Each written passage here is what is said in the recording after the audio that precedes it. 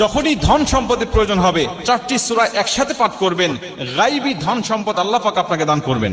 অবাক করা একটি হাদিস, রাসূল সাল্লাল্লাহু আলাইহি ওয়াসাল্লাম আমাদের জন্য চমৎকার ভাবে এই হাদিসটি বর্ণনা করেছেন।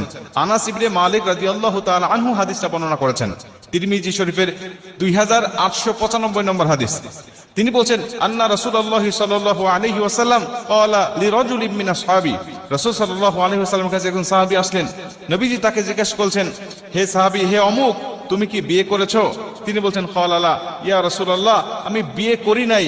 আল্লাহর কসম, আমি এতটা গরীব যে বিয়ে করার জন্য যে সম্পদের প্রয়োজন, এই সম্পদ আমার কাছে নাই। আমি এতটাই গরীব যে বিয়ে করার জন্য যে মালের প্রয়োজন হবে, সম্পদের প্রয়োজন হবে, এইটুকু সম্পদ আমার কাছে নাই। নবীজি, আমি কেমনে বিয়ে করব? নবীজি সাল্লাল্লাহু আলাইহি ওয়াসাল্লাম বলছেন, ক্বালা আলাইসা মাআকা কুল হু আল্লাহু আহাদ, তুমি কি সূরা ইখলাস কুল হু আল্লাহু আহাদ আল্লাহুস সামাদ লাম ইয়ালিদ ওয়া লাম ইউলাদ ওয়া লাম ইয়াকুল লাহু কুফুয়ান আহাদ, এই সূরাটি পারো না? তিনি বলছেন, ক্বালা বালা ইয়া রাসূলুল্লাহ, আমি পারি তো এই সূরাটা।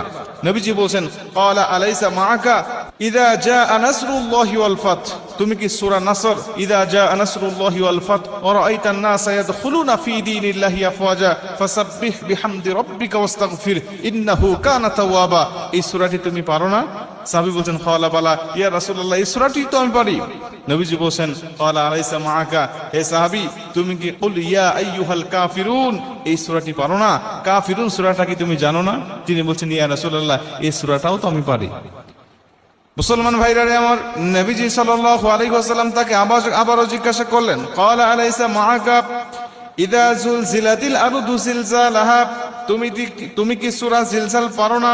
সাহাবী বলেন, ক্বালা বালা ইয়া রাসূলুল্লাহ, সূরা জিলজাল তো আমার মুখস্থ আছে, প্রত্যেকটা সূরা আমি পারি। যে চারটি সূরার কথা আপনি বললেন, নবীজি বলছেন এই চারটি সূরা তুমি পাঠ করো আর তুমি বিয়ে করে নাও। নবী দুবার বললেন, তুমি যদি এই চারটি সূরা নিয়মিত পাঠ করতে পারো, আমার আল্লাহ পাক তোমাকে গায়বী রুজির ব্যবস্থা করে দিবেন। তুমি যদি চারটি সূরা একসাথে পাঠ করতে পারো, আমি নবীজি বলছি, তুমি বিয়ে করছো, বিয়ে করতে ভয় পাচ্ছ না, ভয়ের প্রয়োজন হবে না। আমার আল্লাহ তোমাকে গায়বী রুজির ব্যবস্থা করবে, গায়বী তোমাকে সাহায্য দান করবে।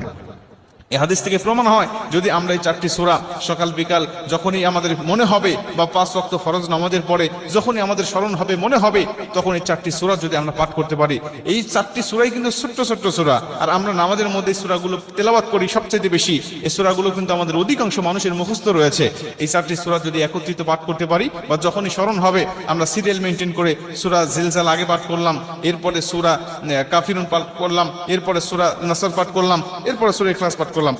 অথবা হাদিসের যে ধারায় বর্ণনা হয়েছে, হাদিসে নবীজি আগে বলছেন সূরা ইখলাসের কথা, আমি আগে সূরা ইখলাস পাঠ করলাম, এরপরে নবী